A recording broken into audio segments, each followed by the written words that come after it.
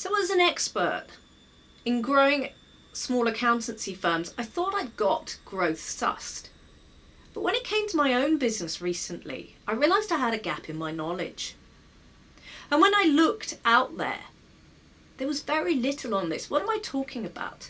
I'm talking about the leadership mindset shifts you need to make as a small accountancy firm owner when you go from 2 to 3 members of staff to 10. There are books out there on entrepreneurship. There are books out there on leadership. There are books out there on growing a small business. I've not read anything yet that really looks into deep about the leadership mindset shifts that you need to take when you go from 2 to 10 people. And this is part 1 of a series of 9 videos that talk about each of these mindset shifts. Now, if you find this video useful and you're watching on YouTube, please press subscribe. You'll get notified each time I publish a new video that will give you tips and inspirations to grow your small accountancy practice. So what is this first mindset shift? It is about you have to be confident about your revenue. Now, I've met many small accountancy firm owners, and one thing that they are all very good at is servicing their existing clients. One of the things that I'd often say is a weakness is about having the knowledge and the confidence to add a new business. So why is this important when you go from 2 to 10 people?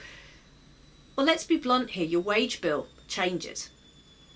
And it's very different having a wage bill that's £5 a month to a wage bill that's 15 grand a month. And therefore, one of the things you have to be really confident as you grow up those numbers is really confident that you know how to win business and you know how to keep business. And this becomes a leadership focus. Now, the great thing as an accountant is when you do win a new client, they tend to stay, which means it's about getting your service right and then people will stay. Now, I run a coaching as well as a membership services business. And one of the reasons I found it really difficult to scale my coaching business was the lumpiness of the pipeline of work. You know, it'd be a big project here and then little bits and pieces here. And I never had the confidence to bring in somebody that I'd be paying 40, 50, 60 grand a year because I didn't have that confidence that the pipeline was going to maintain itself. So this is that first mindset shift. Is your day job is no longer just about servicing the clients on a day-to-day basis. One of your focuses needs to be, is our top line revenue growing?